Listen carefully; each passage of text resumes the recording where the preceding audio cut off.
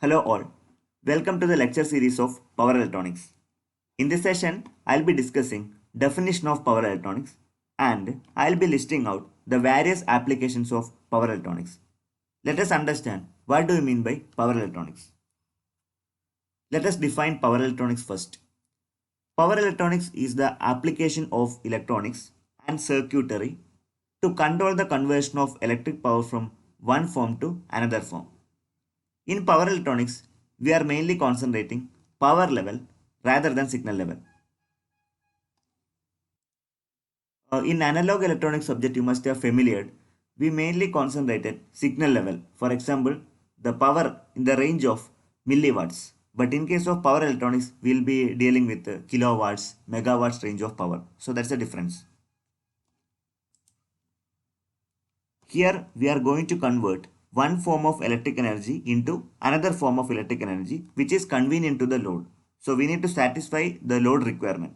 So for that purpose we require power electronic interface. Mainly it comprises of some converters and suitable controller. The main components which are available in the converter, that is mainly power electronic devices. In this course we will be mainly studying the various operation of power electronic devices and how to generate the control signals. So we are going to learn different type of controller for production of pulse width modulation PWM signal that we are going to learn in this course. So we can say that we need a power interface unit to convert the electric energy in one form to another form. Moreover, if you look at this diagram, we'll come to know that it is an interdisciplinary subject. So we should know basics of machines, then digital controllers, and we must have the basic knowledge of electromagnetism, then signal processing, solid state physics, then systems and controls. Then you should have a basic knowledge on electric circuits like KVL, KCL, some fundamentals you must have known. Then analog and digital electronics basic should be aware about you. Then power systems.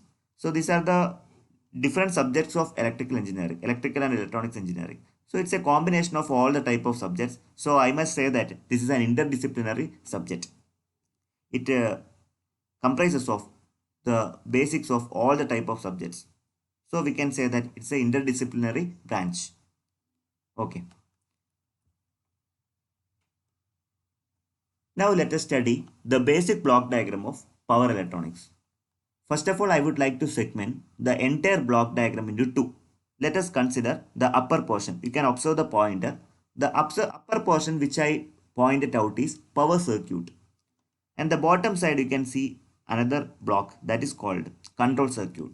So whole power electronic circuit have been divided into two. First one is power circuit and second one is called control circuit. Now let us look at the power circuit. Here the ultimate aim is to satisfy the load requirement. All the range, that means main power source, this load, power electronic circuit, all are in the range of kilowatts or megawatts, in the high range, high power range. So that is why it is known as power circuit. Suppose the load requirement is AC but I have only DC source. So with the help of power electronics interface, I can able to convert DC power into AC power. For other example, I would like to say the load requirement is 10 volt but I have 5 volt. So by using a step up converter, that means a power electronic interface, I can able to boost up the voltage source from 5 volt to 10 volt without changing power. So this power electronic circuit has crucial role over here. Moreover, the load requirement is 20 volt but I have the source of 60 volt. How to change 60 volt into 20 volt without changing the power? So I can go for buck converter or you can call step down converter, so that 60 volt can be converted into 20 volt without changing the power. For that purpose, this power electronic circuit is unavoidable. So this is a power electronic interface. For example, DC-DC converter, inverter, whatever it may be. So this is called power electronic circuit. You know, alone power electronic circuit cannot be operated. It requires some kind of control signals. That signal generally we call PWM pulses or PWM signal. So how to generate those kind of control signals? With the help of control circuit, you can able to generate those. In order to produce the PWM signal, that means I need to control the power electronic circuit. For the purpose, I require a control signals. So how to generate the control signal? With the help of the control circuit, I can able to generate the control signal such a way that I can able to turn on and turn off the power electronic circuit. Power electronic circuits are mainly operating on and off conditions. Two state will be there, either on state or off state. Furthermore, the switching operation will be very much fastly. So you have to select high switching frequency. So as the switching frequency range is very much high, you can able to reduce the size of the components also. That is also another remarkable point. Now, with the help of control circuit, you can able to produce the control signal and you can able to turn on the power electronic devices. Such a way that the power will be converted from source to load. First and foremost thing, the actual load parameter will be measured with the help of sensors. Here, actual load parameter will be measured. For example, current or it may be voltage, whatever it can be. That will be measured with the help of sensors or a feedback circuit. Then you are going to compare the actual parameter with the reference quantity. Okay, the control unit will be comparing the actual quantity with the reference quantity. Then error signal will be produced. That error signal will be directly feed to firing circuit. So from the firing circuit, you will be generating the control signals. For example, PWM, you will be generating PWM. Some examples of the PWM generating circuits are, you can able to generate PWM with the help of 555 timer, 555 timer. You must have familiar about 55 timer, 555 timer. That is one of the most important circuit you can able to generate PWM. That is basically analog control. So there are a lot of drawback for the analog control. To overcome those drawback, we'll be using microcontroller based PWM generating circuit.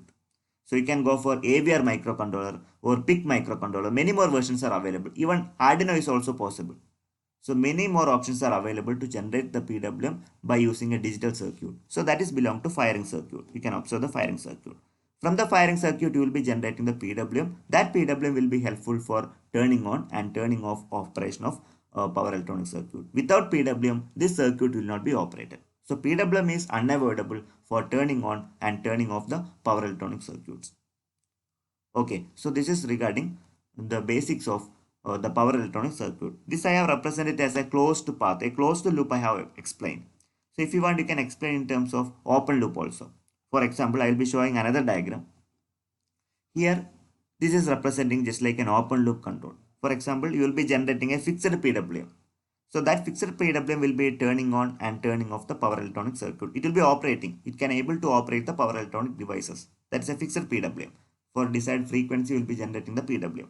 So that is going to generate suitable PWM that can able to operate this particular power electronic circuit. It may be DC-DC converter or inverter, whatever it can be. So that the electrical energy in one form that will be converted into another form. So that will be happening. Okay, so we can segment entire block into two. One is power circuit and another will be control circuit. So with the help of control circuits, you are going to generate the PWM signal. That is in the range of signal level only. Remember, the power circuit that will be handling in the range of megawatts and kilowatts range. But if I talk about control circuit, it will be milliwatts. Okay, so you have to make a bifurcation between power circuit and control circuit. Actually, you are going to bifurcate power circuit and control circuit with the help of different devices. For example, you can use pulse transformers. So if you use the pulse transformers, you can able to bifurcate power circuit and control circuit. Moreover, different ICs are available. So there are many more ICs are available. Optocoupler ICs, you can able to ensure the isolation between power circuit and control circuit by using optocoupler ICs. One of the popular ICs is called a TLP250N. That is one of the popular IC, optocoupler ICs that's available in the market. Okay, so this is the segmentation of power electronic circuit. There are two segments. First one is power circuit and control circuit. This you should understand before explaining the further concept. When it comes to the applications of power electronics, we can observe, we can have a deep observation. If you observe very carefully, we can say that it penetrates all the fields where electrical energy comes into picture. That is a keen observation I can make out. Okay, now let us begin with the application.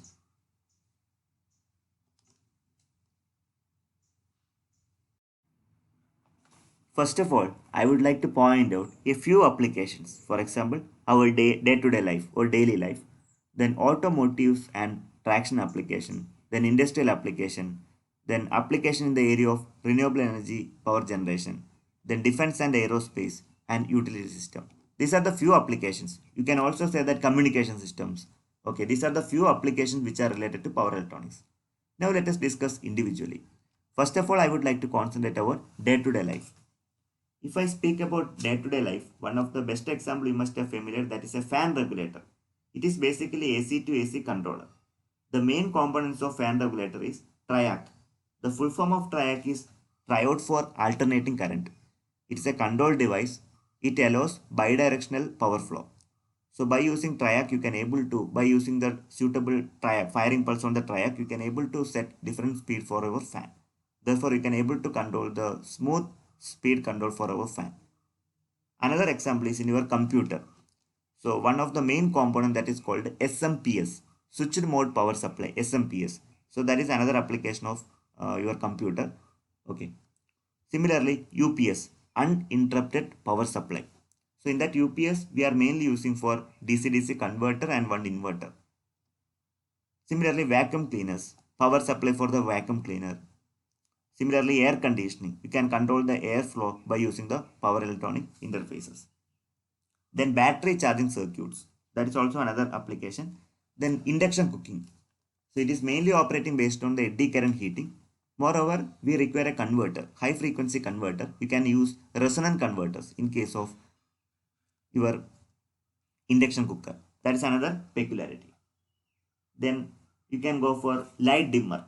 Light dimmer is one of the major application of power electronics. So these are the few applications which are related to our day-to-day life. When it comes to automotive and traction application, first and foremost thing I should say that hybrid electric vehicle. Still it is in R&D, but without battery, there won't be any existence of hybrid electric vehicle. If you want a battery, we require a charging circuit. How we can make our charging circuit? Definitely we have to depend on power electronics. Similarly, you can go for wiper, the wiper circuit in your car. So that is mainly based on the universal motor. So to control the universal motor, we require a special type of driver. So that is belong to your wiper. Similarly, trolley cars, then forklift, subways, these and all the areas which are mainly depending on power electronic interface. Then traction application, railway traction.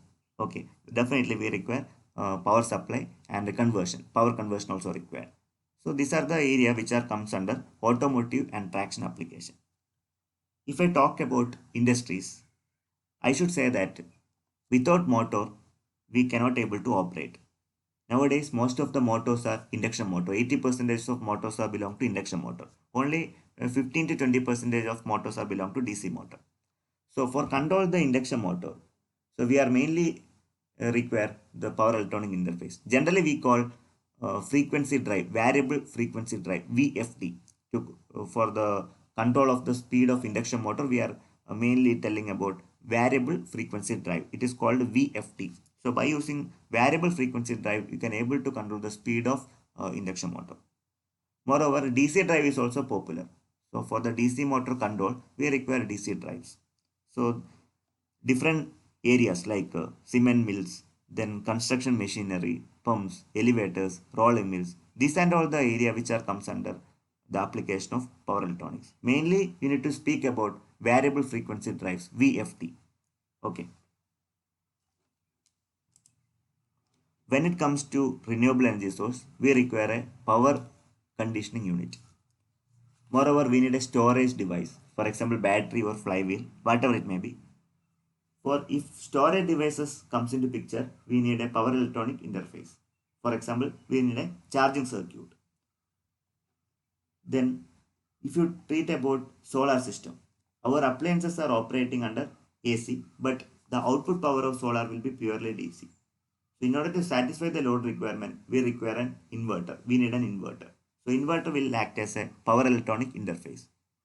Inverter is mainly operating based on power electronic switches, power MOSFET or power IGBT or power BJT, whatever it may be.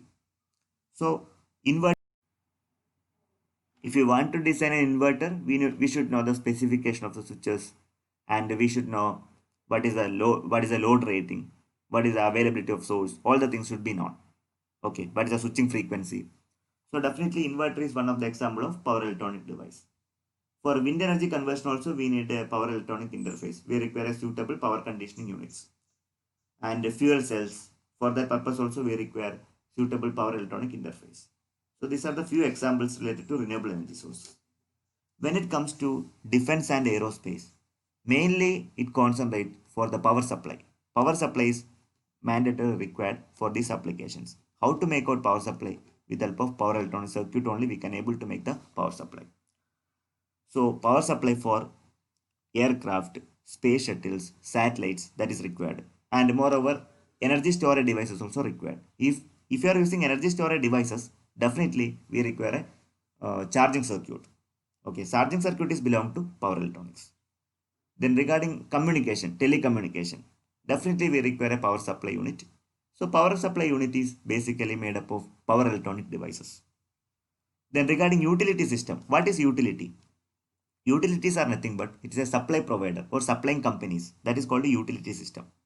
So nowadays one of the cutting edge technologies or cutting edge trends, it is still in R&D, that is called a smart grid.